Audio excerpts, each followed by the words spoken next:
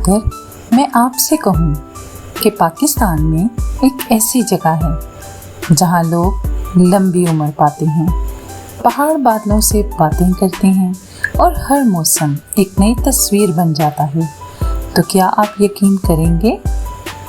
तो आज हम चलते हैं पाकिस्तान की खूबसूरत वादी हुंजा की सैर पर। ये वादी गिलगित बल्तिस्तान में वाक़ है, इस्लामाबाद से तकरीबन 600 किलोमीटर दूर।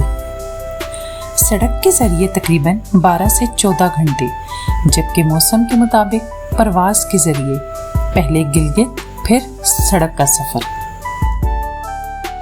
अगरचे हुंजा जन्नत जैसा खूबसूरत है, लेकिन यहाँ के लोगों को सख्त सर्दियों, बर्फबारी और लैंडस्लाइडिंग जैसी मुश्किलात का भी सामना करना पड़ता है।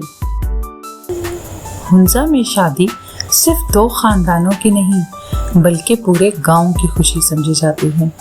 रवायती लिबास, मकामी मौसीकी और लोक रक्स शादियों को यादगार बना देते हैं।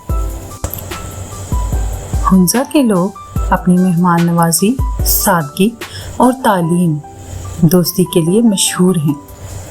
यहाँ ज़्यादातर लोग शीना, वही और उर्दू बोलते हैं। इनके घर पत्थर और लकड़ी से बनाए जाते हैं ताकि सख्त सर्दी का मुकाबला किया जा सके। हुंजा की खुबानी पूरी दुनिया में मशहूर है। इसके अलावा खुश्क मेवाजात, मकामी रोटी, चाप शोरो, मामतू और शहद यहाँ के पसंदीदा खानों में शामिल हैं।